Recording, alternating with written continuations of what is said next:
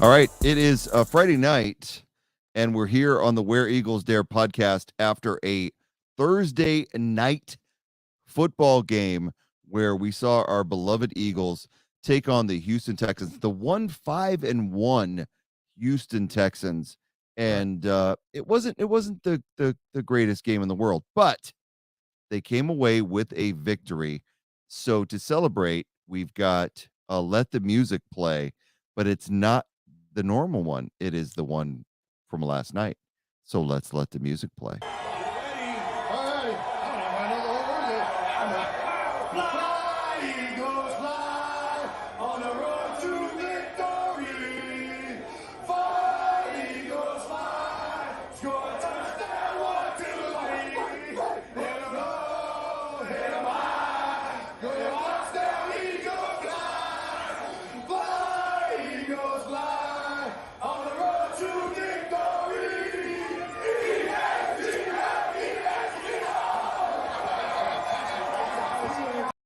Oh man.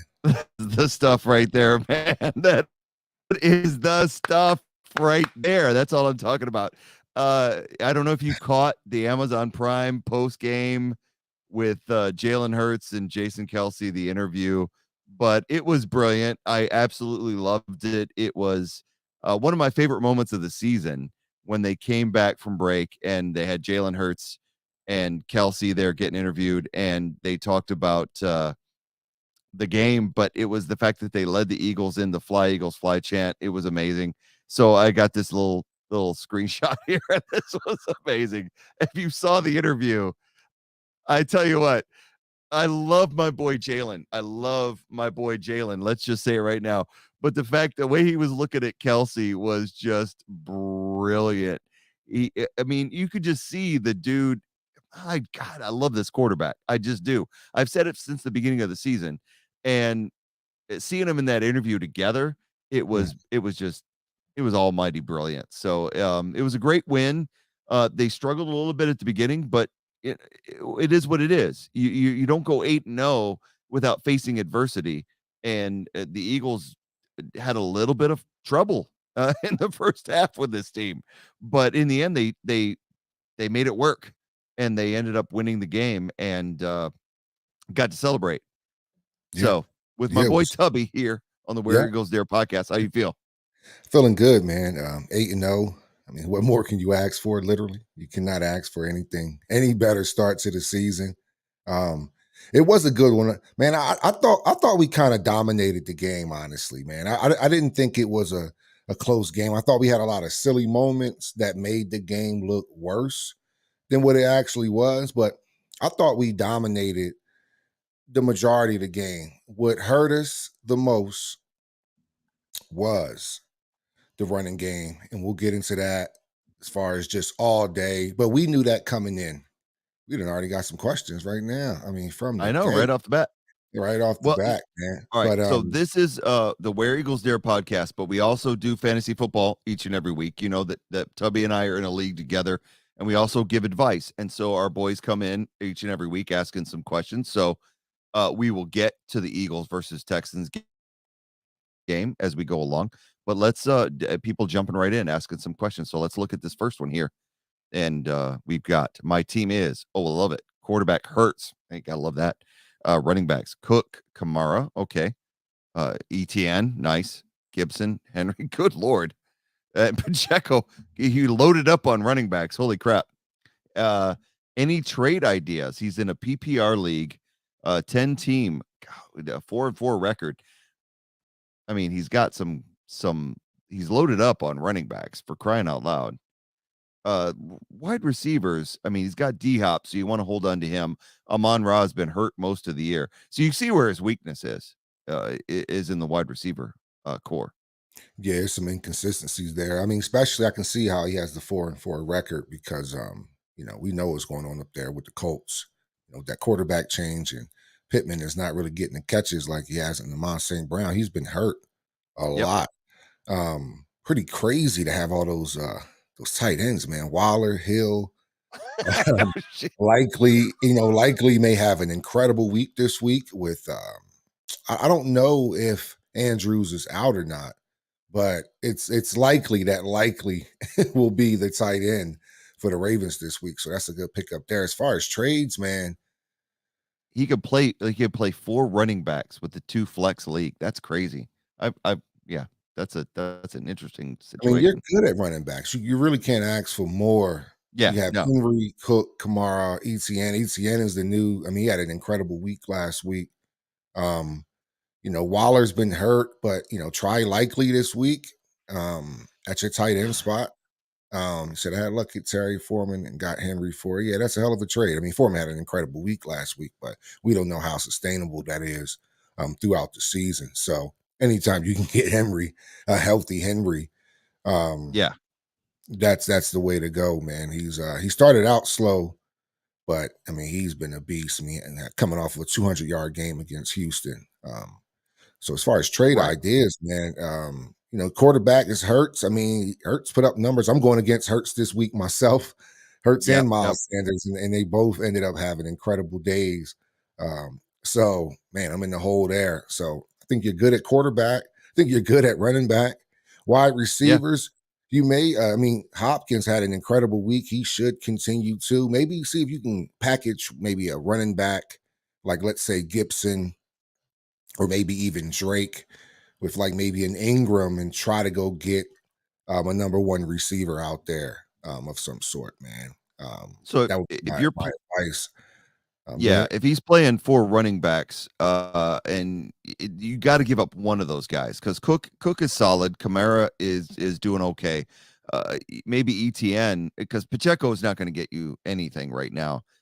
Maybe ETN you could float to somebody because if it's a 4 running back league with a flex, then you need a wide receiver and there's a few to be had. I don't know if Claypool is out there in your league because he just got traded to the Bears, so he's going to supersede kind of what Mooney has been getting as far as the number 1 receiver. Maybe not this week, but I Yeah. guarantee you Fields is going to be looking to Claypool.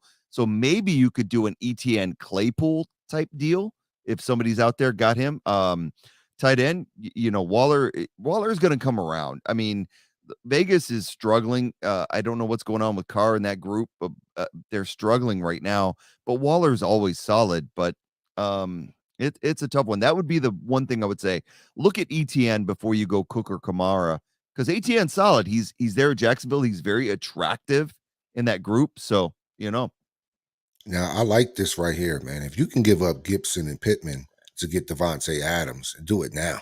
Do it yeah, now. Like, do it now. So you're on to something there, man. I think if you're willing to give up Gibson and Pittman, for somebody that may need, don't mind having a number two or a lower, wide receiver one in Pittman and a starter in Gibson, even though he's giving up some time. He's giving up some catches to Robinson and the occasional catches to what's it, McKenzie out there. So yeah, if you can do right, that, man, do that now. And that would be yeah. If you don't need right. So Gibson we at all, yeah, do him for Keenan as well too. Yeah, absolutely. You can get. I don't know how his injury is looking right now. I know Keenan and Mike Williams has been having some injuries, but yeah, man, I like the way you're going right now with it. Um, yeah, I would definitely take either one of those trade ideas. If somebody wants to take those, I would definitely try to take those, man. You want to bring this in, Greg? All right, so we got Chirix, which I traded ATN, Michael Carter, and George Pickens for Barkley, Raheem Mostert, and Courtly Sutton. Did I get a steal? All right. I will say this. I have Sutton on my fantasy team, and he has not done much this year. However, you've got primary backs in Barkley and Mostert. Miami just made a big deal and got rid of Chase Edmonds and brought in Jeff Wilson Jr. But Jeff Wilson Jr. is just going to be a backup. Mostert is the guy in Miami right now. So Barkley and Mostert is an amazing grab. ATN's going to get the lion's share of the carries in Jacksonville, but damn, Mostert and Barkley are going to get you some points. So yeah, I would say you got to steal. What do you think, Tubby, on this one? Man, Yeah, because you got Saquon, and Saquon is like enough for Yeah. two players. Yeah, So exactly. so that's always anytime you can get a workhorse like Saquon. I personally have Saquon. He was my number one. He was my first round draft pick this year in my league, and so far I think he's been the best back in the league right now, especially from a fantasy football standpoint. And the fact that he's on a winning team that does you well going on later on into the season because they have something to play for. So yeah, man. Sometimes Saquon, guys like Saquon, Christian McCaffrey, who threw for one, ran for one, and you caught one. That's besides the point. Guys like that, anytime you can get guys like that, you want to because they can fill up two slots. That's why Kelsey is so popular at like tight end because he almost fills up two slots in that one slot. Yeah. Yeah. Andrews the same way. So yeah, man, if you can, anytime you can get Barkley, absolutely, because Michael Carter already showed in his first game that he's given up touches almost immediately to James Robinson. Right. So, nah, man, I think anytime you can pick up Saquon, honestly, and not lose another Saquon caliber player, I think you've done well, and that's a good trade. And as Chirix also said, he's a regular guy on here. Fly Eagles Fly. Dallas Goddard showed out, and I have him. Damn straight. Goddard had a hell of a night last. That was an amazing game. And like you said, we're here tonight to recap the Eagles' win over the Houston Texans and to discuss our fantasy league and to give you guys advice on yours as well. I tell you what, it was not an easy game, but the thing I have a problem with last night was the media, the way they portrayed it. In the second half, the Eagles dominated. Let's be honest. It was 14-14 at half. Wasn't a great first half for the Eagles. But when it was over, the Eagles only gave up 3 points in the second half. And yet the media was talking about, Al Michaels and what's his nuts was talking about how the Eagles escaped, which I'm just like, how do you escape giving up, get scoring 29 points. The Right. Eagles really offensively in that game, the Eagles had a couple of bumps in the road. There was definitely in the first half. It was coming off, especially playing Sunday, going to Thursday. Yeah. Jalen had some bumps. It was not a pretty game, but you never felt like Jalen wasn't in command.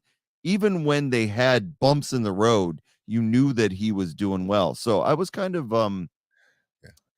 I was kind of like, yeah, escape isn't the word. It was a Yeah. struggle, a little bit of a fight, but it was definitely the Eagles game. Man, I thought I have completely different sentiments on this. I thought Jalen played damn near a flawless game. I don't think he struggled at any point. Really. Yeah, yeah, yeah, Because not at any point. I just thought that sometimes there were some quirky plays or some incidences that made us play a little um, differently. But I thought, I mean, if you look at it, even if you look at the overview, one thing we did again this week, we've scored a touchdown in every quarter. yeah, That's luxury right there. I'll tell you what, you put up 28 points a week in the NFL, you're going to make the playoffs. If you can tick a box in every, especially for 7 in every single quarter, you're going to be all right, man. But, even when Houston came out and scored on us, I thought, and the reason why I thought they played so well is because as much as Houston ran the ball and they were off the field, most of the time when they came back on, I thought Jalen played incredible, man. I mean, on the let's so we got the first touchdown, right? You right. look at that first drive. First, we give up the big play to who was that? Like Dorsett out there. Who caught that big Yeah, pass? yeah, that was bad Dorsett. on Bradbury. Yeah, Yep, on on Bradbury. Bradbury. So we get the little goofy play, right, to Bradbury. So it's a Dorsett. And then, all right, they're driving and then, mix it up and then, little 2-yard, little fluff pass. Kaiser White turns around. He could have either intercepted because the ball wasn't perfectly thrown like the commentators actually said. I said, kind of just threw it up. But his guy knew the ball was coming, caught that. But we came right out. We came right out and did an 18-play, 91-yard drive. I mean, once Yeah, again, Jalen is faced with it again, down 7 and has to go 91 yards. Nobody talks about that. Up against it again. This is what he's dealt with because he gets absolutely nothing from his special teams. So this is what he's dealt with. He gets the ball because it was a holding penalty, right? So we come out. Right off the bat. Yeah, yeah, He's down 7 plus a holding penalty. Hadn't even touched the field yet. yeah. So he gets the ball in the 9-yard line, and they go 18 plays, man, and boom, we score. It was a lot of dinks and dunks, but it was just a well put together drive, a really Mhm. long and grueling drive. But at the end of the day, Sanders punches it in for 2 yards, and basically that whole drive, they just couldn't stop us. We had them on their heels most of the drive. It was just like, okay, boom, we score, we're back in it. And so from that first drive, I didn't think that anything, happened negatively, on that touchdown drive going 18 yards. Took 8 minutes off the clock. So that's why we didn't put up a lot of points, because some of these drives from both teams were pretty long, you know. So Right. I know we have another question popped up. I don't know if you want to touch on that first drive, that first touchdown drive, at least before we move over. I will. We'll get to your question, Adam Weber, in just a second. I will say this about the Texans' first drive. Um, they got the ball first, and we do what's so funny is, Tubby, you talked about this before, how the Eagles tend to give up a touchdown on the first drive most games this year. It's just the thing they do. You get this team with scripted plays, and Plays. that's exactly what we dealt with the Texans. They came out and they had good scripted plays. They were running Pierce heavy. The one thing I will say that I was not happy about with the Eagles was the 6 men in the box, 2 linebackers. Oh Now, yeah. granted, they had 3 linebackers on the field, but they had Hassan Reddick lined up as an end, and they had Edwards and White as the linebackers. So you only got 6 men in the box. You're basically telling Houston, run on us. And Right. that's what they did. And then you're playing that shell zone. Yep. So they're throwing balls to Dorsett and Johnson on the flat, and they're taking it for first downs. Burkhead, and it was awkward, and it was Right. just not a good first drive for Gannon. It was horrible. And then the tight end, who I can't even pronounce his name, again catches the pass on Kazir White. Not good. Quitoriano or something like that. Whatever his name is yeah. Quitoriano. Yep. Yep. so so Tegan. but Tegan Quitoriano. okay, I can't pronounce it. Go ahead. But like you said, the Eagles start off on the 9-yard line. There was so many plays in that first drive. That's what stood out for me for the Eagles. And it's what stood out for me all year long with this team. So you had started out on the 9. You had a 3rd and 6 play that Mhm. that that Jalen rolled out and hit Watkins and gets the first down. Right. Then they had a 3rd and 8 where, again, Jalen is back in the pocket and finds AJ Brown for a first down. Mhm. They almost, the thing where I said where Jalen was struggling, they were a heavy blitz. He almost throws the pick to Petrie, where AJ Brown reaches up, tips the Mhm. ball, almost a pick to Petrie, which would have really Been sucked, disastrous, but it because didn't if happen. Brown doesn't put his hand up, it just goes out of bounds. It kind of redirects it back onto Yes, the field. Just a uh, sloppy play. I was like, why didn't you could just have. jump with 2 hands, bro? Anyway, I know. anyway. Could have been a disaster, but it didn't Right. happen. And then the 3rd and 8 to Goddard, which was amazing. All these plays on 3rd down, which is what the Eagles, if you've watched the Eagles this year, their 3rd down conversion rate is just unbelievable. So you Oh yeah. can't you can't ever get sad when they get into 3rd and 6, 3rd and 8. And then, Mhm. like you said, the one play at the end was Kelsey dragging Gainwell and the Texans losing their mind when Gainwell was trying to get in the end, and Kelsey's dragging him by his helmet, trying to Right. drag him in the league. But Yeah, whatever. They didn't get a penalty for that. But then the Eagles go for it on 4th and goal from the 2. I honestly didn't think they would get it, but nobody touched Sanders on the way to the end zone. Like you said, 18 plays, and the Eagles equalize with 7-7. So before we get back into that, let's look at more fantasy stuff. So before we get back into the game, all right, Adam Weber is Hopefully, in a Adam, you're must. still here. Adam's still here, hanging out, man. I hope he You is. know, but you just caught us maybe a tad bit early, even though we'll stop in between to take any of the fantasy football questions. It's just we're also doing the Eagles recap as well, so hopefully you stick around for that as well too. But we'll get right to your question. Hopefully you're still in the chat. So in All a right. must-win situation, need to start one as a RB2, full PPR. Okay. Piccolo, Madison. I think that's Rashard White, maybe. running Oh yeah, back Rashard for White from Tampa Bay. Yep, Tampa. Tampa Bay. Also need one flex. Pittman, is it Dubes or Dobbs? Maybe probably Dobbs, Dobbs. yeah, Dobbs. Yep. Need the most upside for this week. All right, I'm gonna Yes. take the first stab at this. So in a Yeah. must-win situation, need to start one. It's RB2. So who's your RB1? Ooh, Just for shits and giggles. Who's your RB1, who he's Adam? got here? He's got. Oh, I forget what also he's got. like E. Mitchell as a stash on my bench. Yeah, that's true. Okay, He's so Christian CMC is your McCaffrey. RB1. Okay, so CMC is your RB1. So you're getting a lot of points there. Um, Yep, yep, yep. I think with running backs, man, if Rashard White is going to get as much playing time as he did last week, I think he's probably one of your safest bets. Because I don't is Cook missing time? Maybe I'm missing No, something with no. nah, Cooks is good to go. Um, The thing with Madison is you're dealing with because you have Cook, vulturing. so you know. Yeah, yeah. I have Cook. So the only thing I have Dalvin Cook on my fantasy team. So the only thing you're worried about is Madison vulturing on the goal line, and Vikings do that, and they're playing the Commanders, which is one of those teams that right now the defense for the Commanders is pretty good. So I wouldn't take that chance. I think with Rashard White, you're going against the Rams. And the Rams, man, they don't show me anything this year. I know that they're supposed to have this, amazing defense, but they're 3-5. I Right. mean, come on. So, yeah, I picked Rashard White in the draft because I'd heard so much buzz about Yeah, this did kid. you? Damn, I didn't even know that. I did. I did. I ended up dropping him to waivers, but I'm not because he hadn't done shit. But anyway, Right.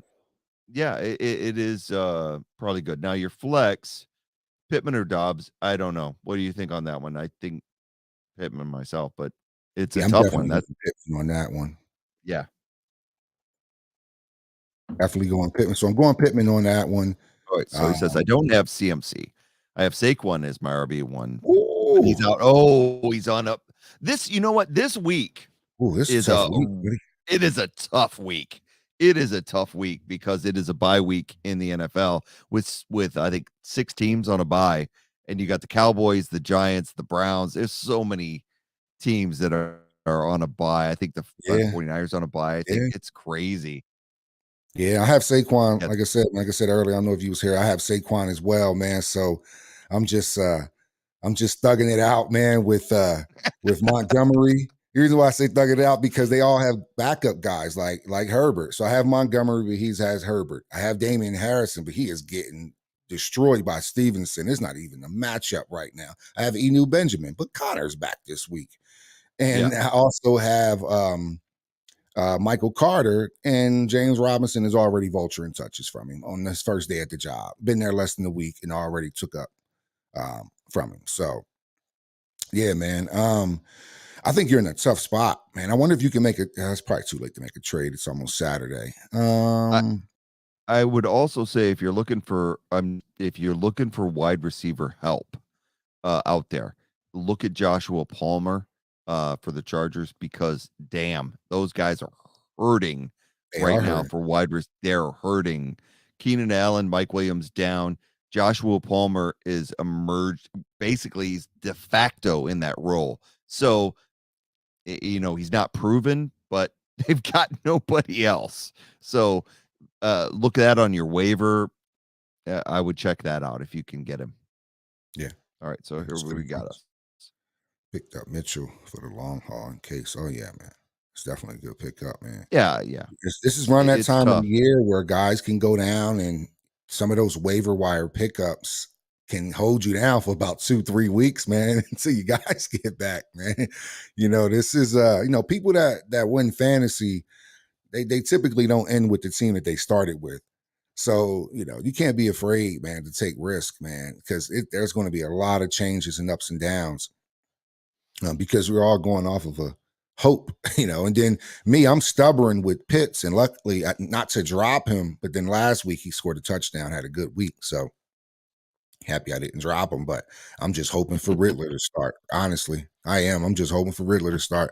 At least he throws the ball 30, 35 times a game, So Well, yeah, man. I Hopefully tell I you can what, try to get we'll look at our fantasy teams here in a little bit, but yeah, I have Kittle and he's on a bye. So I had Gerald Everett and just trying to be creative, just trying to be creative. I went with Brevin Jordan of the Texans because the Eagles had given up so many points to tight ends because one of the things the Eagles do well is cover the wideouts.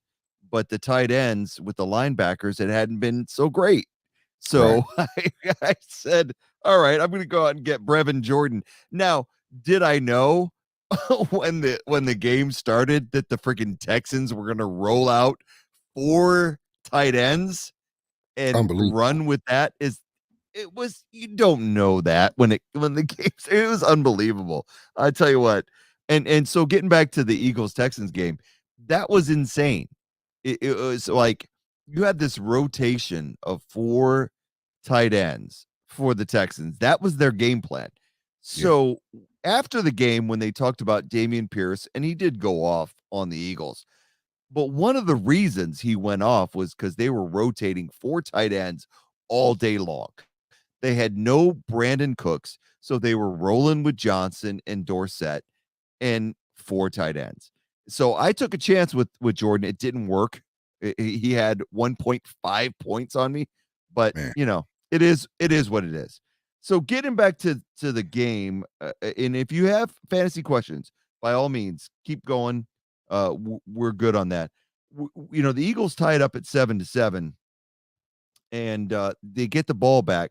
And one of the things that I loved about the game was AJ Brown with that one play where Hurts hit him over the middle. He almost broke it. He was at the 50 and got a Yeah. shoestring tackle when Mhm. that would have been one of the best plays of the year, and it didn't Right. happen. Right. But and then not long after that, we had the fumble by Hurts by Steven Right. Nelson. Right. Because right after that, they go to Devontae. They get into the 27 So yard line. 2 plays, 2 plays. 53 yards. Amazing. This is why I said I never thought the Eagles were struggling. We go touchdown, right? Mhm. Then this is our second drive with the ball. This is our second drive, and in 2 plays, we're in the 20-something yard line. Yeah, That's why I 27. was like, let me see. 2 plays we're down at Houston 27-yard line. In 2 plays, 53 yards, and you could, like you said, you could argue AJ could have scored on that first play, Yeah, the very yeah. first play. So I think that's why I'm like, and then all of a sudden there's this fluke snap. Yeah, it was a Right? bad snap. They started moving Kelsey's like in slow yeah. motion. Like everybody was kind of like half-assing the play. And then Nelson just walks right in and gets it really a cheap sack. I mean, heads up play by him. You don't need to stop. Yeah, oh, You know, yeah. Former Eagle. Stall like Former Eagle. yeah, Former Eagle. Stall like half-ass blocks him. Just Yeah. kind of like, are we running this play? Yes, you're running the play, fool. I can count on how many times Jalen got hit from behind last week. And that left side, we'll get into the left side, but Jalen Yeah, got hit yeah. from the backside a couple times, man. But yeah, man, that's why I thought we weren't really struggling up to that point because we go down, like you said, 2 plays, 53 yards, and then we have the fumble. But then we they go 4 plays, Houston go 4 plays, and we come back and we score a touchdown. So I'm looking at like touchdown, fluke fumble, touchdown. I mean, I think the Eagles are playing great. I mean, or have we gotten Exactly. that spoiled? Or have we gotten that spoiled where if we don't score every drive now, it's like a concern, but it's really touchdown, just a fluke fumble, touchdown. We could be very well up 21-7 at this point. We were texting back and forth during the game, and it was like it was one of those games, and it was the fact that the Eagles, coming off of a short week, they're playing on, and so were the Texans. I'm not going to sell it short, but it wasn't the most. The first half was very chaotic, to say the least. And Kelsey, God love him, he's the best center in the game, in my opinion. He snapped the ball early. Hurts tried to react, and before he could Mhm. even make the play, Nelson's on him to force the fumble. And you love Steven Nelson, former Eagle, love the guy, but it was a bad play. And then ended up happening was so at the time you're panicking because now it's 7-7. Mhm. But the thing that stayed constant through that game, was the Eagle defense, regardless of Gannon's scheme, these guys are making plays. And the guy who made the most plays, during that game last night was Jason Hargrave. So it, it, 100%. it it was just unbelievable. And I love this. This is one of my favorite pictures right here from the game is Hargrave with the square and then the Mhm. karate kick. It is a great sack celebration. And I tell you what, Hargrave made a lot of them. And the sack that he did on Davis Mills right after that turnover was so key because it turned the ball back to the Eagles to be able to move the ball down the line. So yeah, I said that Hurts he struggled a little bit. He had the almost pick in the beginning to Petrie and then the fumble, and that was bad. But one of the things I love about our quarterback, one of the things I love about Hurts is that dude takes this so seriously. And he comes back fired up when he makes a mistake. Yeah. And that was as soon as Hargrave gave him the sack and the Texans punted the ball, it was just on. And now this drive was all about Sanders, and it was a 10-yard play, a 25 plus yard play, Yeah. 27 yard. It, it, it was almost making me frustrating because I was texting you, and it was like why don't they just keep running Sanders, man? The Yeah. the Texans can't stop the run.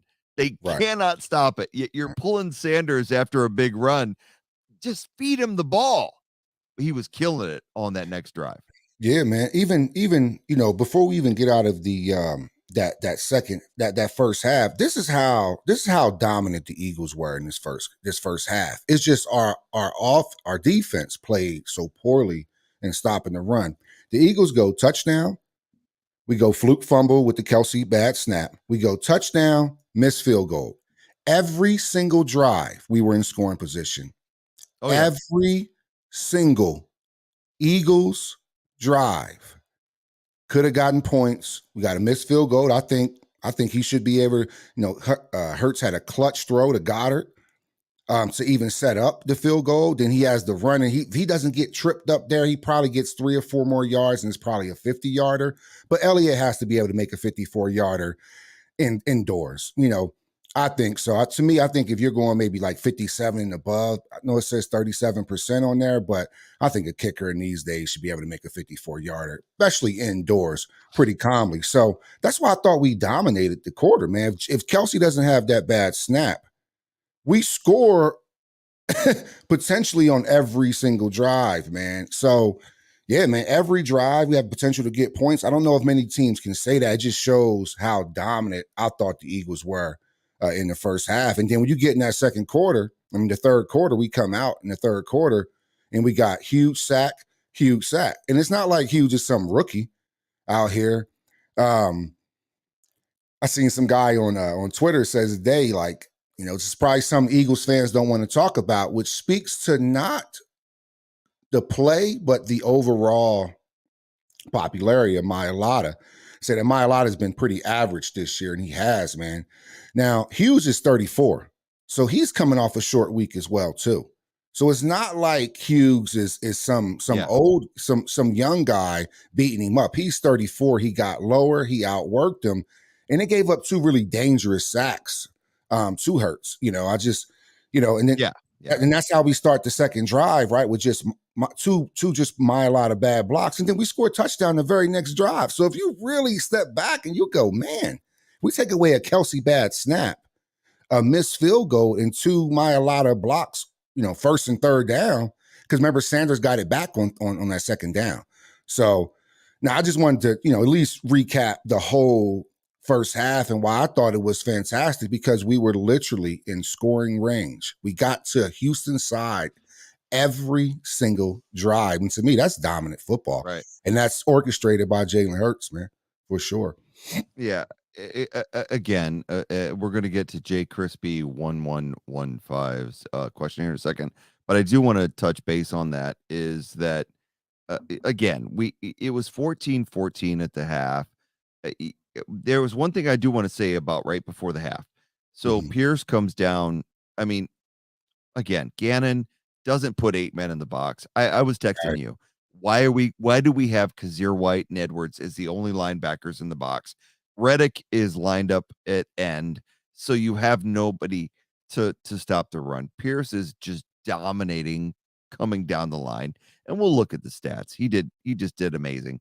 They Mhm. score the touchdown right before the half. The Eagles just unbelievably, again, like they've done every single week, they Bama come down the line with a minute left in the half, and Hurts hits Goddard with the Yeah. out of bounds pass in field goal range.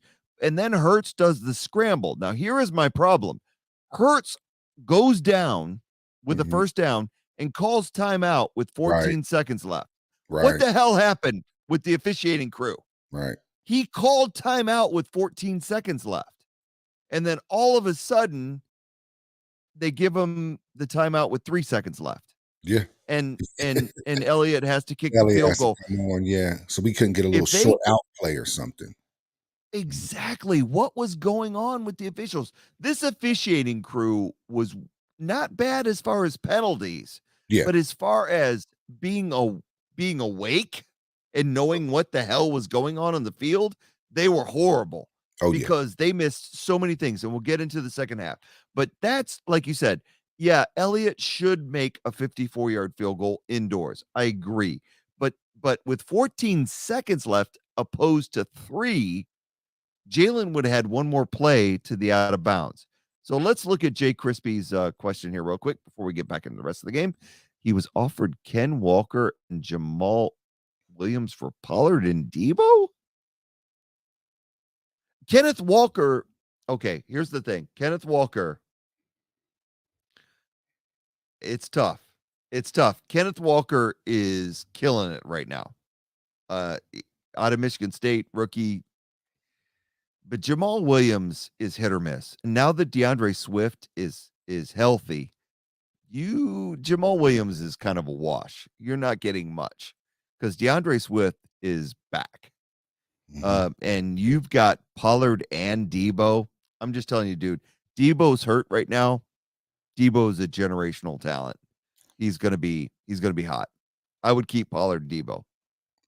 I second that. I think Pollard, after his performance last week, and knowing Jerry Jones, Jerry Jones went and tapped Mike McCarthy and said, "Hey, Pollard's the starting running back now, buddy." After that, he had a he. I thought he was the reason they beat Chicago last week. He ran the ball Yep. incredibly well. They were incredibly Hell yeah. efficient. Because where Dallas struggles at is stopping the run as well too. But yeah, man, if I'm you, man, I'm 100% keeping Pollard and Debo. Jamal Williams, he scored in week 1 against the Eagles, so he's going to be touchdown dependent. He's still going to vulture some touchdowns here and there. Kenneth Walker, maybe the steam could run out with Seattle. He had an average game. He scored the very late touchdown, I know, because I was going against him and it cost me the game last week. So I know this for sure that Kenneth Walker scored late, but I think you get more production out of Pollard and Debo. I know Christian McCaffrey is going to take a little bit of the cool out of Debo's walk, but now you have to worry about both of them, and you can expect some explosive games, man. So I'm definitely rolling with Pollard and Debo over Walker and Williams. That's just my the the opinion. re the reason the guy is offering this is because he knows Ken Walker is hot right now, and he's Mm-hmm. trying to get Pollard because Pollard. I was talking about this with a Cowboys fan tonight, and we are Eagles fans here, baby. And we were talking about the difference between Pollard and Zeke and what's going on. And with Zeke being hurt this week and Pollard showing out, we're going to see a shift. You're going to see a shift in Pollard versus Zeke carries. So, and I know Debo's hurt. I have Debo. I'm hanging on for hope because dude's going to show out too. I granted that, like, say, CMC is involved. You've got a Kittle, you've got Ayuk, but Debo is a talent, and he's one of those guys that if Debo gets one pass and he's got a chance to make a move, you've got an 80-yard touchdown. So Right, don't give that up. Don't right. give that up. Just keep with Pollard and Debo. All right, next one. I have CMC, Mixon, Walker the third, and Montgomery. Would it be an L for me to make Mel for me to trade Mixon for JT, hoping he shows up end of season? Man, that is I think you have some room to take that gamble, if I'm being honest here. But Mixon, you can count on Mixon. I mean, well, I won't say that too heavy, but he's RB1 in Cincinnati. Yep. But if you can, Taylor, I don't know what's on. Man, running backs have those lingering If injuries, lingering, and they got rid of here's they got rid of Hines. He goes to Buffalo, which means they yeah, like that number 2 guy. What's his name? Sanders or something like that. And I forgot his name that quick. But man, I think if you can get Mixon for JT, but then here's the problem with getting JT over Mixon. The Bengals may still be in the playoff hunt, so Mixon's going to get more playing time. The Colts, if Ellinger doesn't come out here and do anything productive, they may shut JT down because he's too valuable and he's already had an injury plagued season. Man, okay, final answer. First of all, you guys got a nice fantasy football league. Some of you guys that have come on here got a lit fantasy football league, man. how You do can you invite get all me these next year. guys, dude? You can invite me next Shit. year. Just don't break my pockets. I don't know what y'all do over there, but this is a pretty lit league, man. But I think, man, I think because of the quarterback play and them able to stack the box in the Colts right now, I would hold on to Mixon because I think the Bengals have more to play for. So that would be my call on that, man. Okay. So here's my take. And just this is just my opinion. If you've got Christian McCaffrey, who, let's be honest, he is going to kill for the 49ers the rest of the way. So you're set. You've got Kenneth Walker the third, he's got nobody behind him. Rashad Penny is out. It is Kenneth Walker's team. So you're going to give up Mixon for JT, dude, seriously. In my opinion, you're risking a little bit because of Mixon's possibility, but you're gambling on the fact that JT in the second half of the season is going to go off. And it is a gamble, but damn, it's a good gamble. If I It have is. CMC, Walker third, and JT, I am set the rest of the year. That's just my opinion. So we differ a little bit on this one. I would do it, dude. JT for Mixon, go for it. That's my opinion. All right, we got some more coming in. All right, let's see. We got what do we got? Now, just Travis talking about his league. I was just saying, All cheers to right, that. all right, cool, Appreciate you cool. All stopping right, by, Crispy. awesome.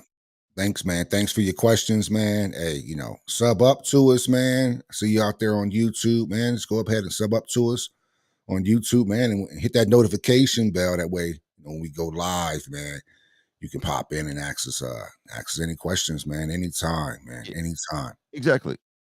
This is an Eagles podcast, but we do fantasy each and every week because Tubby and I play fantasy just like everyone else. So we're glad to help, and we're Eagles fans first and foremost. But damn, we love football, and that's what Oh, we live for. oh yeah. So going into the second half as more stuff comes in here, I just want to say one thing: Britton Covey sucks. Uh, uh, Man, we're not getting anything. no. The first thing, here's the one thing: it's tough because Covey, he doesn't fumble. He can fair catch like the best of them. So that's tough because I don't Yeah, want a guy that fumbles the ball. yeah. But damn, dude, do something with the freaking ball. We have nobody like Turpin. Look at Turpin on the Cowboys. And I was talking about that with a friend of mine who's a Cowboys fan. I'm like, you got Turpin who gets the ball and he's gone. He Yeah. just drives through people.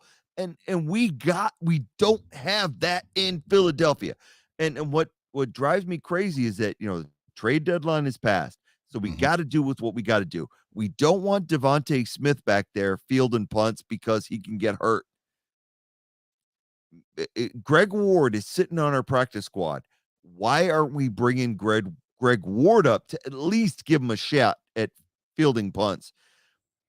Or just crazy thought, Mhm.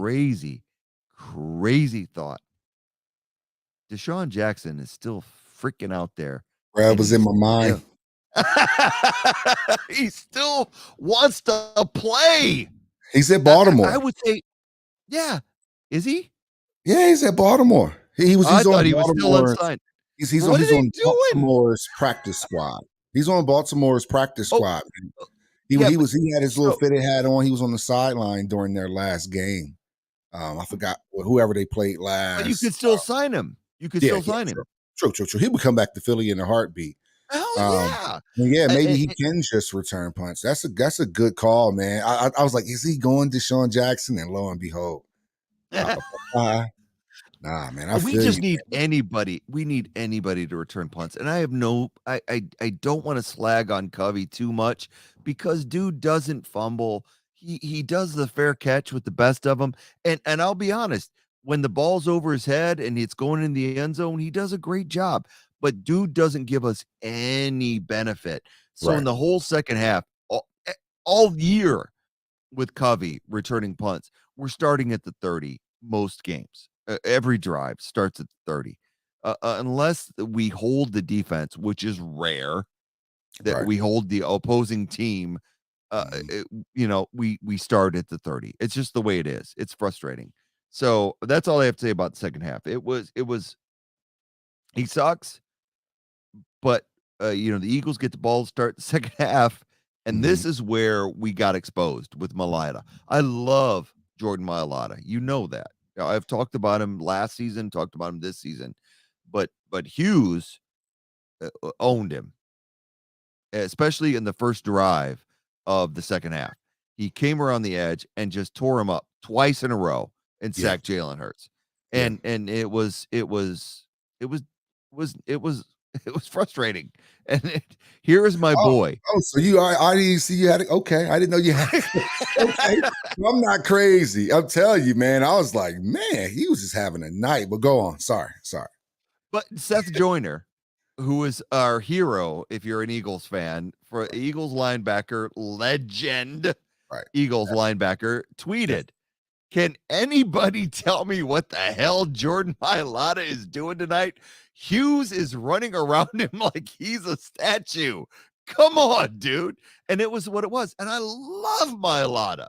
yeah. And maybe it was a short week, maybe because I talked about this with a friend of mine. I'm like, with Micah Parsons, they dealt with that.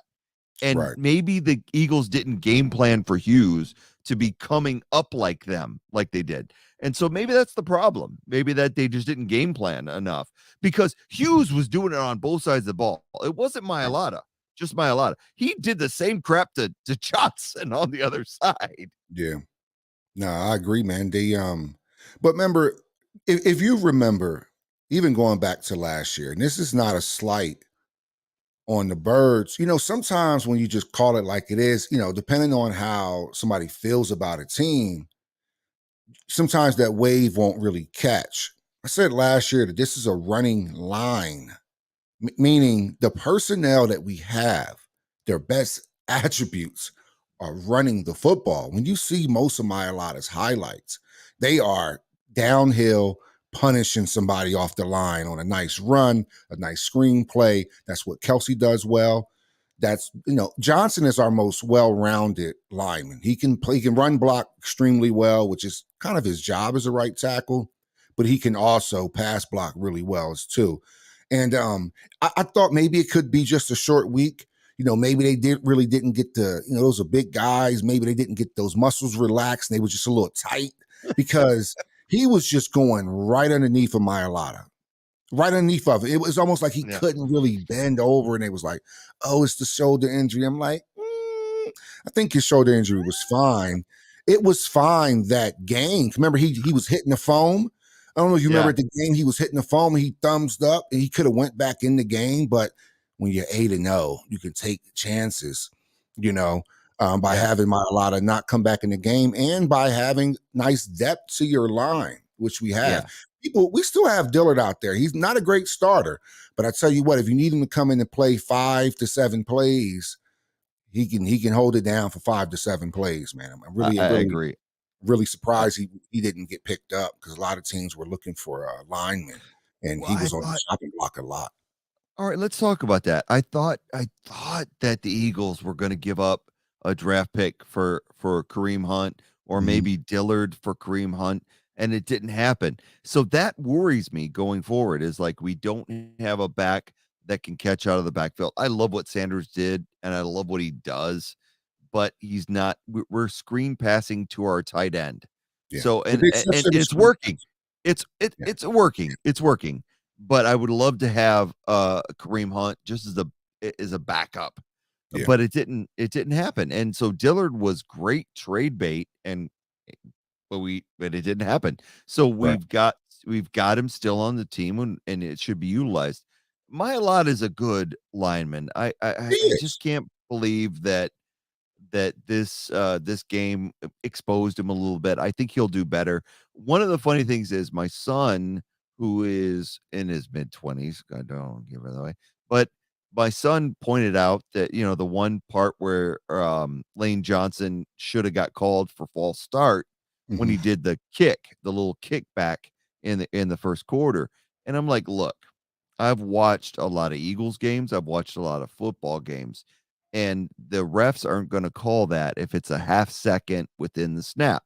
And one of the things that Jordan Mailata does really well is he does that kick mhm, back like within a half second of the ball being snapped.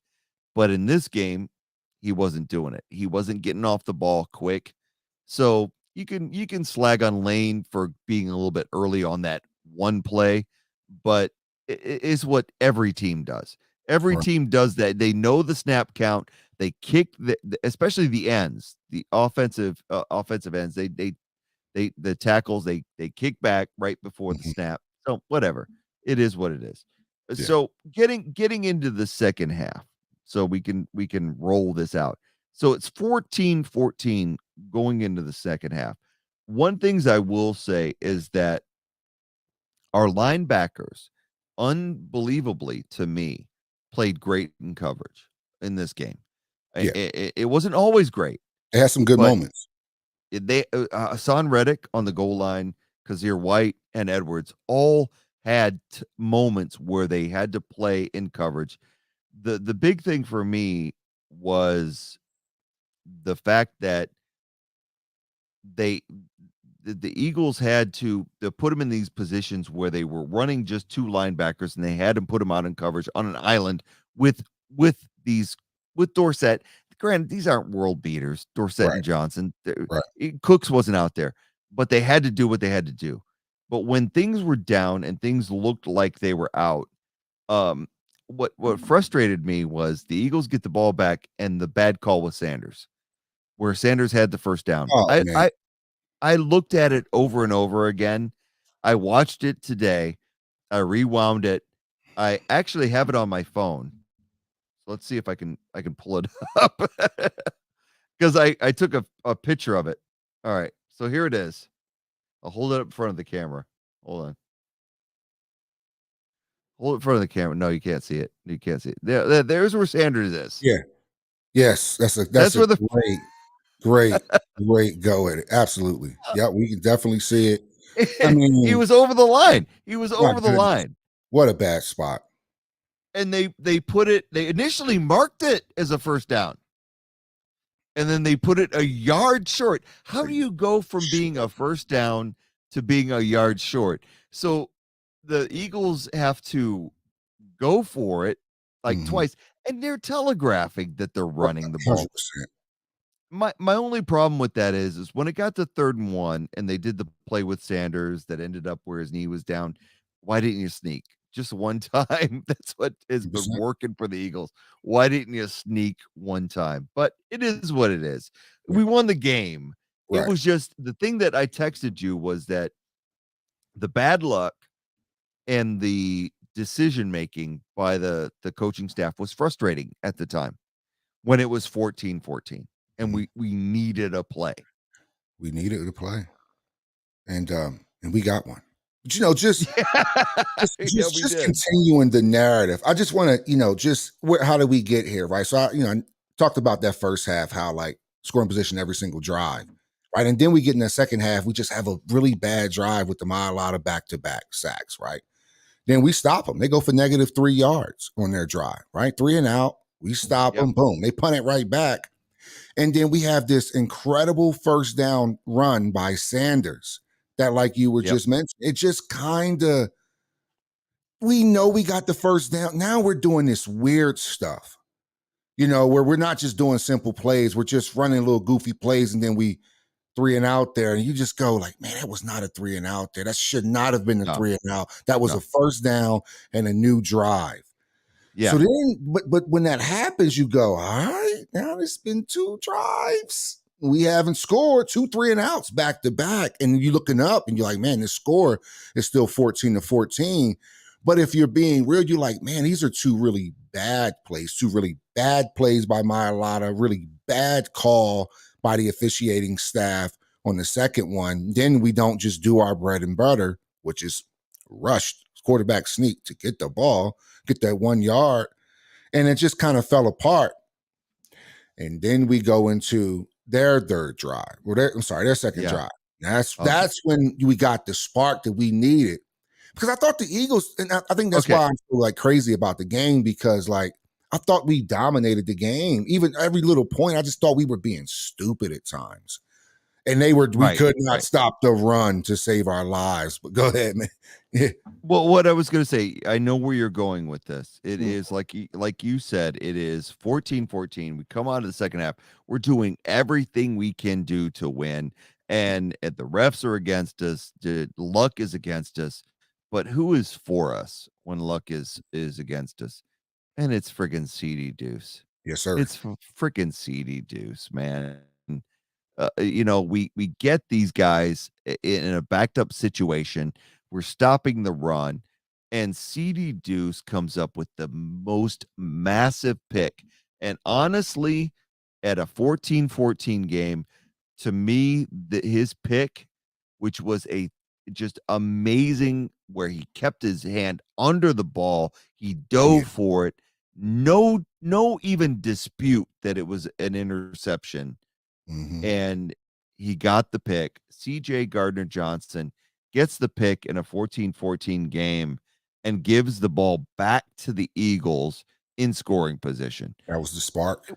It changed everything. To look back at this thing right now, CJ Gardner Johnson for the Eagles has now had an interception in 4 consecutive games. But let's not sell that short. He's got 5 overall in 4 consecutive games. Man. 5 interceptions in the last 4 games. This is probably one of the best free agent pickups of the entire season. Yeah. CD Deuce is killing it for the Eagles right now, and it made a difference because what happens right after that? The Jalen Hurts rolls back. The confidence is unbelievable, and he hits AJ Brown wide freaking Wide open, man. open in the Good end zone. routes. Yeah, he cuts right, goes back left, and there's Mhm. no one that can stop it. So yeah, it was 21-14 at that point. Unbelievable stuff. Um, we can talk a lot about the second half. Mhm. It was 21-14 at that point. The Eagles go on to just suffocate the Texans in the second half. They scored 14 points in the first half, 3 in the second half. Right. And the CD Deuce interception was huge. Every time the Texans ran the ball well, and I heard a lot about how the Eagles were exposed and how if you run 3 or 4 tight ends, you can beat them. Okay, that's cool. Damian Pierce ran for 140 yards. I get it. Um, but then ultimately, when Davis Mills had to make a play, he had to throw. And Bradbury came up with the pick. Mhm. Bradbury, who has not had a great last couple of games, he's been struggling a little bit. We love James Bradbury, but he came up huge Yeah. in this game. Yeah. we put them in a position where going up 7 third quarter made them press. Remember, I texted you. I said, man, because we were getting embarrassed on the ground by Pierce so bad. I said, when does Sirianni look at Gannon and just say, hey, man, let's just let Mills beat us? Because at this point, we can't just keep giving up the run to try to stop a pass that's not even there. We're trying to stop something that they haven't even proved really that Mills can really complete some passes. If Mills put that first pass to Dorsett on the money, that's a touchdown. If he puts the second pass to Philip Dorsett on the money, that's a touchdown. So he didn't really prove that he could play really well, and just kind of, just ending it out, man. We finally put together a nice 10-play drive. But the biggest plays of the day came from that 3 consecutive plays where Houston's driving down, right? We're up 27-17. Houston's driving. I mean, we all of a sudden Mills looks like Jalen Hurts out there, just killing us. And then we get that they get all the way down to the Philadelphia 12-yard line, and then we finally wake up. They had this little short run. They had the incomplete pass to Atkins, but then Hargrave shows up for another big sack and another week. He had 3 sacks on the day, and we finally get to him, get that sack, put him in that 3rd and 19. And then Bradbury catches that pick, man. But that first play was Hassan Reddick stopping that touchdown. Remember that was a Oh touchdown. yeah, If Hassan it was a doesn't huge die play. and smacks that ball down on that 1st and 10 Yeah. at the 12-yard line, it was one of the biggest plays of the game, man. But it's so subtle. I mean, the moment it's big, you're like, man, boom, big slap down. So you go to 2nd and 10. Now you're like, ooh, they may have to pass. And then Hargrave with Fletcher Cox really struggling, at times with little injuries nagging here and there, and with Davis being out. I thought Hargrave with 3 sacks showed them, hey, I can play too. I can play Yeah. too. 97 can play too.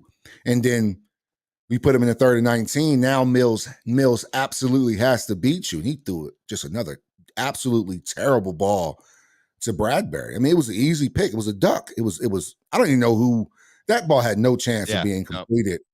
And Bradbury is there. Like, he closed out the last game. Didn't he close out another game with an interception right at the end? I tell you what, Bradbury has been big all year long. Yep. He is. I don't know why the Giants let him go. I don't know why they didn't sign this dude. He has come up big. He did it in Detroit at the end of the game by picking off Jared Goff and sealing the game for us. And he's done it again Yeah. this week Yeah. against the Texans. So yeah, Bradbury, he struggled the last couple of games with a little bit of Yeah. pass interference. He got the pass interference on Dorsett. He got a couple of things, but it is what it is. We're going to be doing good. But like you said, at the end of the game, there was some stuff that was objectionable. The pass it, the roughing the passer on Hargrave, whatever, that extended a drive. But at the end of the game, they came up huge. And one of the things that cracked me up was the going for 2 when they didn't need to, because it kicking the extra point would have put them up by 11 Right. after the Goddard touchdown. So we haven't even talked a lot about Goddard. Goddard had an amazing drive. That last drive, it was all Goddard. It was like every single play was Goddard, and he got he gets the touchdown. And so that puts him up, 27-17. It's 10-point lead. An extra point puts him up 11, but they get the penalty. Yeah. On the extra point, they got to go for 2. And I'm like, why? You're 11 is good. Yeah. But they get it with the sneak to Hurts, and it's 12. And honestly, 8, 8 for a touchdown, extra point and a field goal. Yeah, okay, I get it. So they do it, and but it was a crazy game. And then at the end of the game, when Hurts did the run, then he broke some ankles. going for the first down, and he Mhm. fumbled the ball, and Kelsey falls on it, Yeah. and Sirianni was just like, I'm just like, "This is over. We're gonna do it. We're gonna go for it." And they went for 4th and 1 Yeah. on 30 on their own 35. And I was Unbelievable. like, I get it, you're fired up." But you could see Sirianni, he was mad. He was like, "Do it. Just do it." It was like, Yeah, man. It uh, was it was it was a hell of a way to close out the game, man. Just shows unbelievable. the confidence that they have in that offense, shows the confidence that they have in Jalen to get that 1 yard and close it out, man. And that's exactly what they did. They closed out the game well. Texans may have had some run in the first half. We knew coming into this game that we couldn't stop the run. We were 28th last week. I don't know what we were coming into it this week Oh, it's because it was horrible. only 4 days, so I didn't really get all the stats and stuff. But anyway, we were 28th last week. Steelers almost exposed us. We got a guy that looked like Connor out there last week on us against the Steelers, running all Warren. up and down the field. Yeah, and then Pierce just shredded us, man. 80 plus yards in the first half, just absolutely shredded us, man. So something we need to work on that right there with corners. We have such very good corners that we should be able to stack the box a little bit more. And that's really, that to me, that was the okay. Here go the stats from the Yeah. game. Yeah, man. I mean, Pierce had 139 yards on us, 27 carries.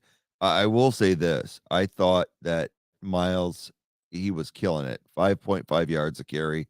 That killing it. easy it isn't even indicative because a couple of those were when they knew the Eagles were gonna run and they Oh, stuffed yeah. him, but it only got 17 carries, 93 yards. It was amazing. Jalen, another great game. 243 yards Yeah. passing, 2 TDs. It was a good game all the way around. But yeah, if you look at the Houston side of the ball, Davis Mills, 154 yards passing. Who cares? It is that 139 yards from Damian Pierce that really stands out. So it is what Mhm. it is. So, Yeah, man. A but good week to close it out. Eagles go to 8 and yep, 0. Fly, yep, Eagles fly. another win. We don't even play again for a week from Monday, a Monday night Mhm. against the Commanders in the link. So a lot more to go. All right. So that's it for the Eagles game. They won 29-17. Oh, by the way, in the picks, I took the Houston as my double as a Mm, lock because it was 13 and a half points. And I will tell you why I did. It was because one of the worst players in our game, and I love him, he's a good guy, Polo, decided to take the Eagles as his lock. mm. And I looked at that as a jinx. I'm like, this dude who never gets any pick right is taking the Eagles as the double. And I was like, oh, hell no. I said, you know what? To counteract your jinx, I'm going to take the Houston Texans. I'm going to make it my lock. Yeah. And may the worst luck lose. And he lost because not only did I get my double, Eagles Mhm. won. So it's all good. But we got to talk about fantasy. Again, anybody's got fantasy questions, let us know. I don't Oh, even wanna talk about this, dude. I man, don't even wanna talk about this. man, This is so bad. you're brave Uh, coming on here and showing this. I want you to know, it's man. bad. You're really brave It's for bad. coming on here and showing this, man. I mean, just looking at it again now, man, you were oh. So Yeah, go ahead, man. Tell us how your week went in fantasy football, baby. Well, the truth is, I am Ertz when I pee. That is my team name. And I was leading going into the final part of the Cleveland Cincinnati game. I have Joe Burrow as my quarterback, and I was leading 120 to 119.98. And Joe Burrow took a sack with that was it. It with 30 some seconds left, and that was it. They went for it on 4th down. They didn't get it, and I lost because of a sack. I lost by point 6 points. It sucked. It is what it is. I'm not having a great season in fantasy. I've got a decent team. I had Dalvin Cook with 25 points, Kittle with 12. Uh, Cortland Sutton screwed me. So if you remember, we talked about earlier, ditch Sutton. Claypool did great. Burrow is hot and cold. Burrow went with 60 points a week prior to 21. So it is what it is.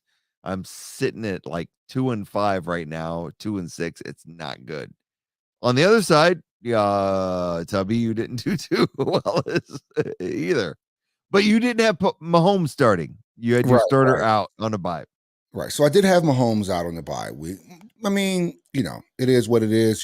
This was a 1 versus 2 matchup. Marine Raider, who just so happens to also be my older brother. So it was a bird 1v2 matchup.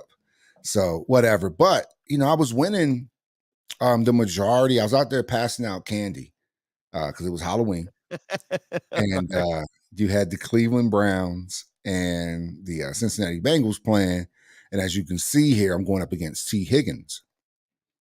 And it's something that you should notice about T. Higgins' points is that he got 13.9, but 10 of it Yeah, came on the last play. Well, one of their, the last touchdown for him. So right.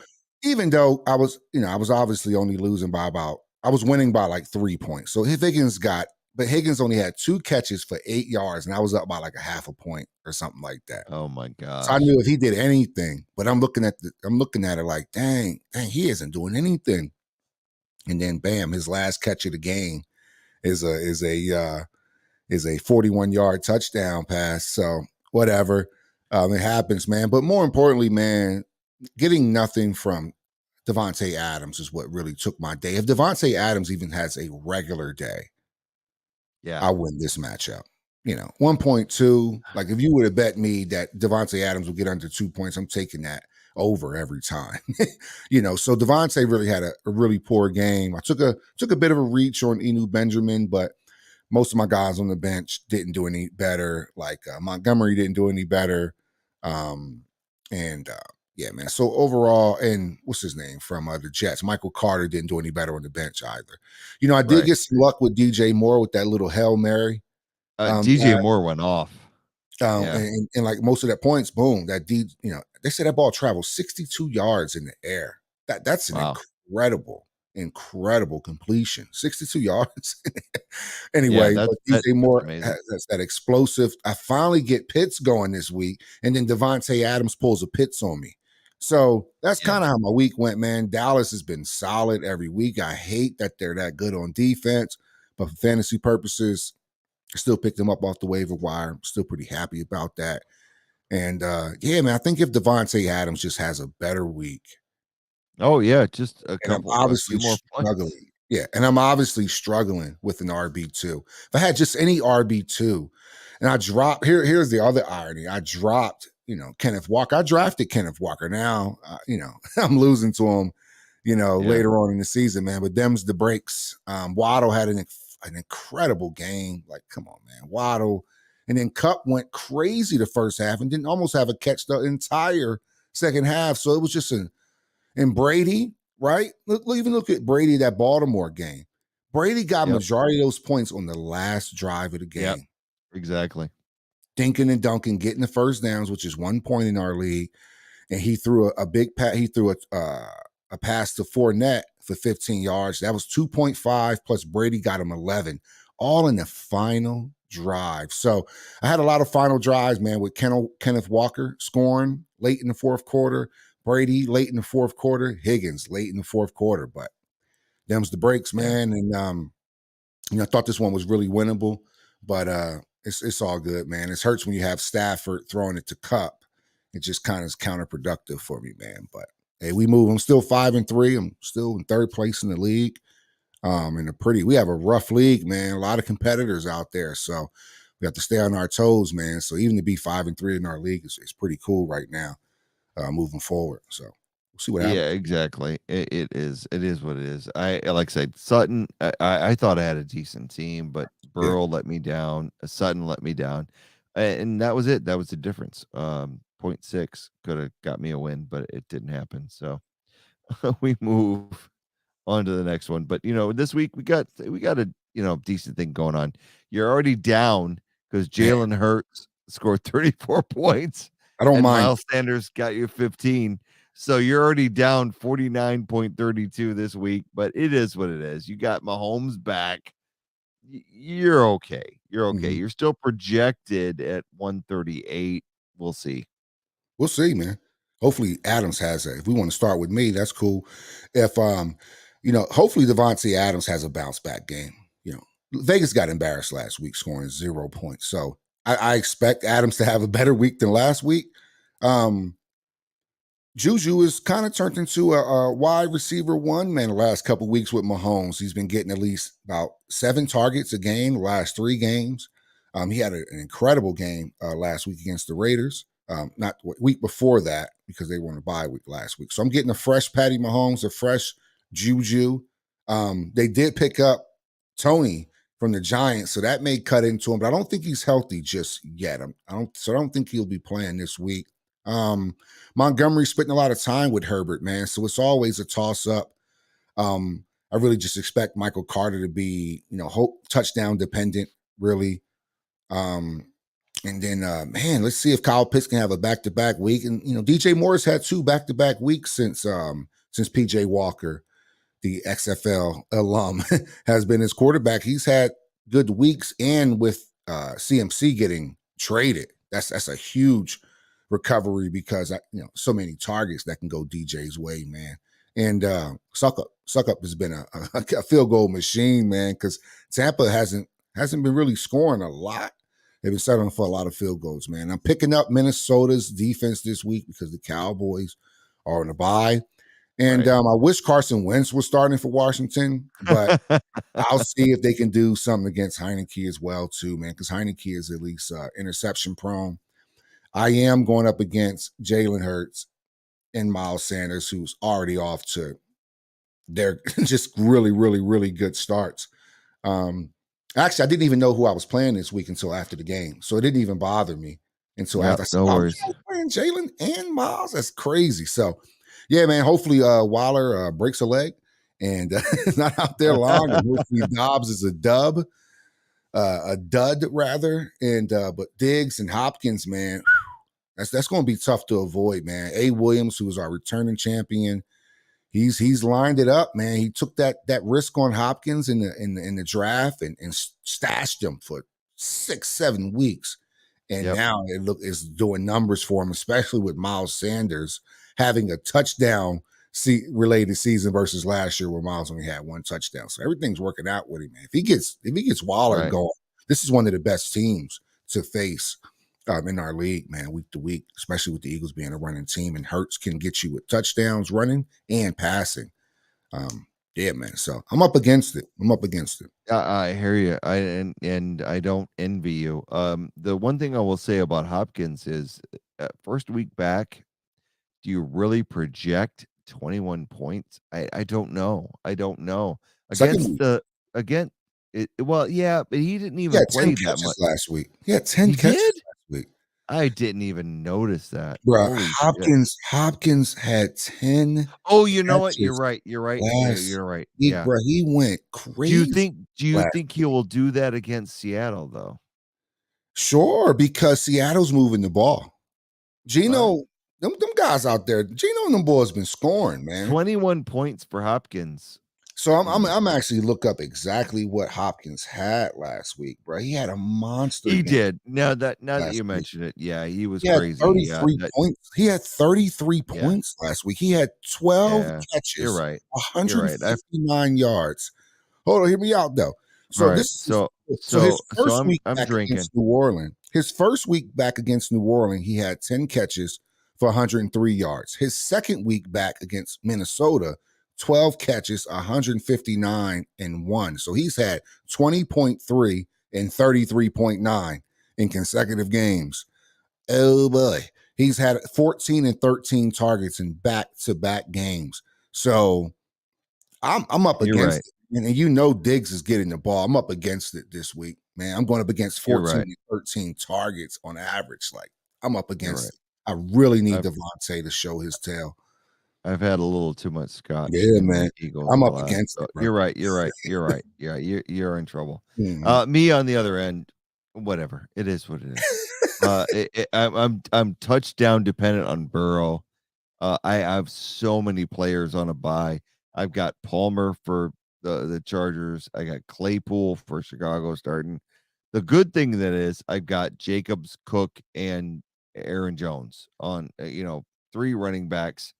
So I effed up with Brevin Jordan. I thought I should have just went with Gerald Everett. Whatever. It is what it is. So we'll see. We'll see what happens. All right. All right, let's roll on into the picks. We play a picks game where it's 10 points for a loss, minus 10 for or 10 points for a win, minus 10 for a loss, and we have a lock that is worth 20 either way. This week, we this is the standings right now. Our buddy Tubby is sitting at 6th. He was 6th last week, so he's doing all right. You lost a few. The funny Scratching and thing was, surviving. what's that? Now I said I'm scratching and surviving. Good times. Yes. Scratching and surviving, man.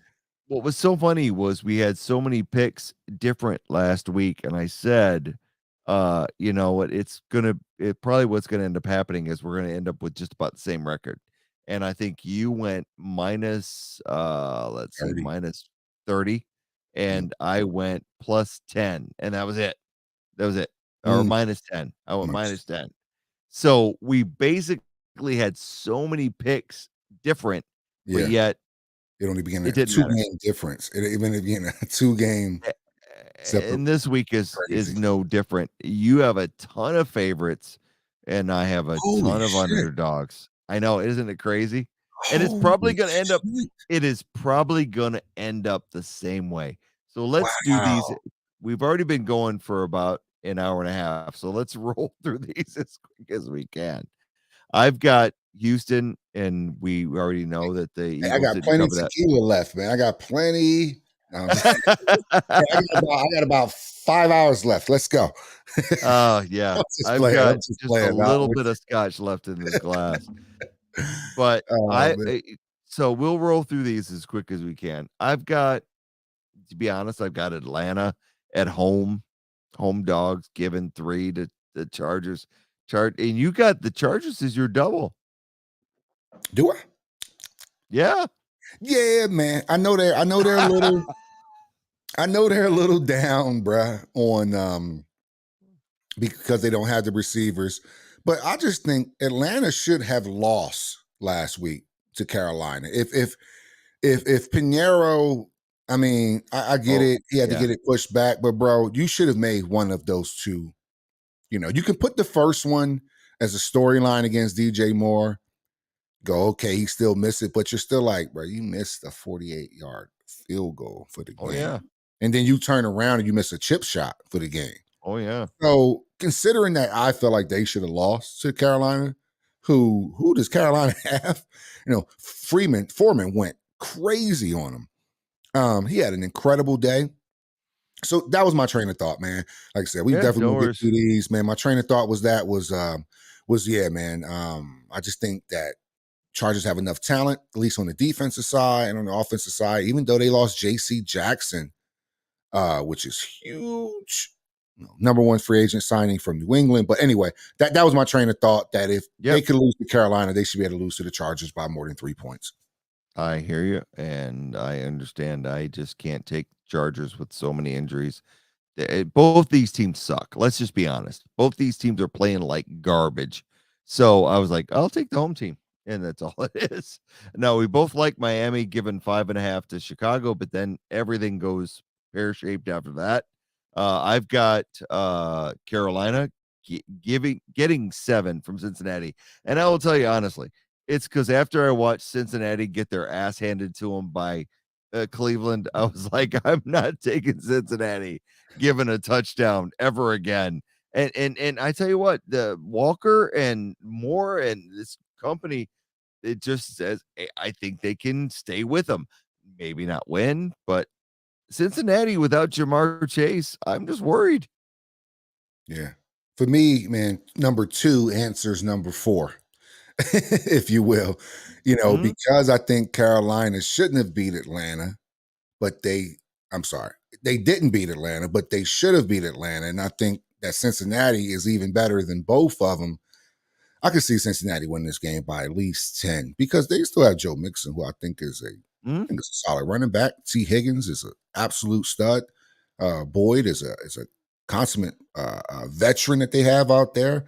And Hurst, man, Hurst is still a solid tight end, man. He can still get you a few yards here and there. So I'm not down on Cincinnati. I'm not just not ever surprised when Right. Cincinnati wins or loses a game. I just kind of watch them. They went to the Super Bowl last year, but they were 10-7 in the regular Right. season, only one game better than the lowly Philadelphia Eagles. But I I hear you. digress. So yeah, man, that's why I like Cincinnati over Carolina.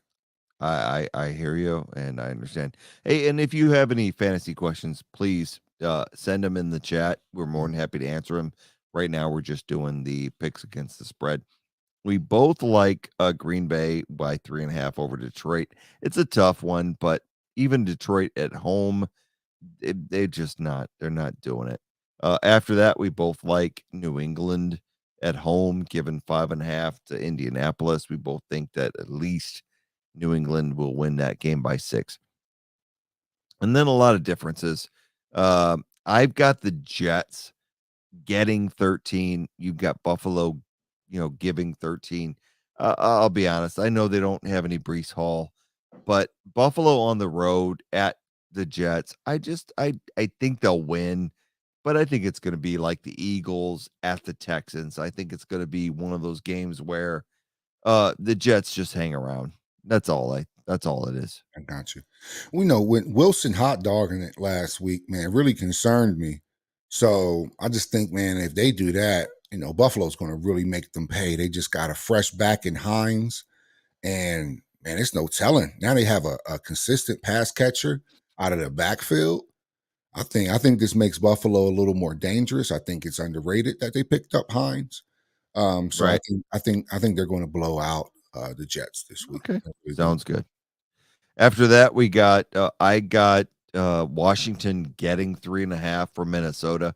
The big thing for me is I really like Washington's defense. I think that they can hang with Minnesota on the road, and I like Heineke compared to Wentz. I think Heineke's shown that he can do what Wentz couldn't do. So I'm taking the 3.5 at Washington. I think Washington wins this outright, and Okay. you've got Minnesota winning by 3.5. I just think Minnesota just acquired TJ Hawkinson. I think this makes their offense just that much better. I think they're just a more well-rounded team than Washington. I do like Heineke, another XFL alum. But I just think Minnesota, you know, getting Hawkinson, getting a better pass blocker than Irv Smith.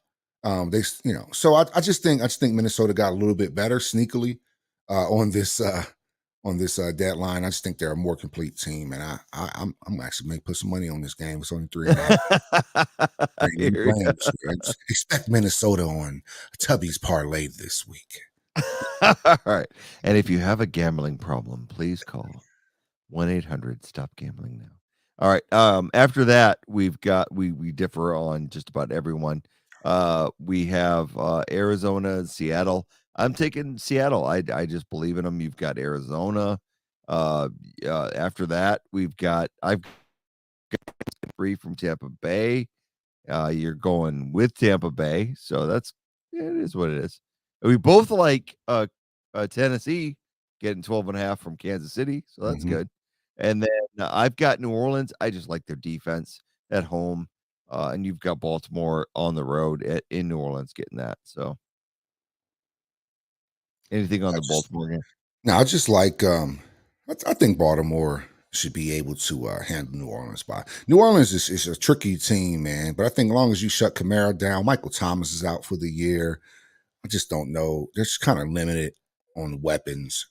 Chris Olave is good, but I Yep, think yep. Baltimore can do enough to win this game, man, by more than 3. Now, I will say this Whoa, I didn't as see a those power caveat. splits. Jeez. Yeah. We won't talk about the college. I will say this. I am minus 110 in the picks right now. So that's why I'm taking chances. I have noticed every time I pick favorites, everything falls apart. Yeah. So hence my college picks. I am taking Tennessee getting 8. I am taking LSU getting 13 and a half, and I'm taking Notre Dame getting 3.5. And on the other side, you got the favorites. It, it, Yeah, it, man. Yeah, man. I it think I think Alabama's going to thrash LSU. I don't think LSU is good at all. I think they're I, still adjusting to the Kelly era. I think they need a little yeah, more time to get that.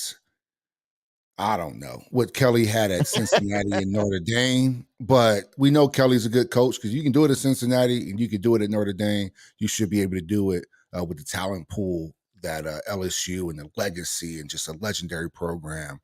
Um, so yeah, man, I think Bama's going to kill him. I think Bama's going to kill him. I really do, man. I just think they are. I think Nick is pretty pissed off, and he know he has a lot to prove. First of all, before we get into college, first of all, I want to say that it's bullshit that Michigan is not in the top 4. But you guys can yep, get there with an Ohio State win. You control your own destiny, yada yada yada. But that makes absolutely no sense for Michigan to not be in the top 4 over Clemson is trash. yeah, exactly, exactly. So You're anyway, right there with I me. didn't I want to think trigger you, Clemson. but No, no, you're right on board. I think that Notre Dame, and as much as I think Notre Dame is garbage, I think they will beat Clemson. Clemson hasn't shown anybody shit, and all of a sudden Michigan is behind them. Whatever. crazy, Michigan beats Ohio State. They're in. It is whatever it is. right? But yeah, I agree with you. It is what it is. But I took underdogs because I can. I'm trying I'm trying to make up some ground here and in our picks game, and I'm suffering. I'm trying to if you look, it was so funny. It was like when you today, I looked at him and I'm like, look at all the U's on my side of the board because I'm just reaching right now. I'm like, give me some strength, Yeah, but it is what it is. I I got might you. lose that Alabama one, but I think that Mhm. Tennessee one and then in the Notre Dame one, I might be okay. We'll see what Yeah, happens. that's not too Um, far fetched. I'm actually looking at this now. I'm like, I only picked one underdog this week yeah. because I just try to Eh, really look at them. I just try not to worry about. But I didn't know I went full Bart Simpson report card on my fantasy on my picks this week. But it is I got the Bart Simpson picks. I mean, yeah, yeah, that's the best way I can explain yeah, it, man. I didn't know I only it's had all one good. underdog pick, but let's see what happens. We'll see But what happens. but hey, we've been going about 90 minutes, which Yeah, is man. crazy. Crazy for one of our podcasts. We tried to keep it under an hour, but we had a lot to cover. Yep. We had the recap of the Eagles' victory over the Texans, and we had our picks and our fantasies. So thank you all for joining us, whether you did that on YouTube Live, Twitch, or Facebook. We really appreciate it. And all of our podcast listeners, whether it be on Amazon, Spotify, Amazon Music, it's growing, and we really appreciate it. So thank you so much. Here with Tubby each and every week. We've been friends for a long time. We love our Eagles, but we're really grateful that we can bring a whole new group of people in and enjoy our love of the game, and as well as fantasy football and all that stuff. We've got another game coming up, but it's not for a week and a half, so we can rest and Oh yeah. enjoy football on Sunday without thinking about crap. And it's not until the week from Monday where the Eagles will be at the link playing the Washington Commanders. But until then, we're good. We're 8-0, baby. We're 8-0, and we can just enjoy it. So, for all that being said, I'm going to turn it over to Tubby for his final words of the night. Hey man, thanks everybody once again for coming out to the Word Was There podcast. Eagles are 8-0. long break in between, but we'll still be here. We will still be here. Look forward to our next podcast, man, where we review the Monday Night Football game for Washington Commanders and also our fantasy picks for the week. Look, I'm plus 50. So if you bet with me, you at least be up. You wouldn't be down. You wouldn't be down. And neither are the Eagles down. And even though the Phillies are down, they can get back up. And with all that said, fly, Eagles, fly. And go Birds. We'll see you next week, everybody. Thanks for joining us.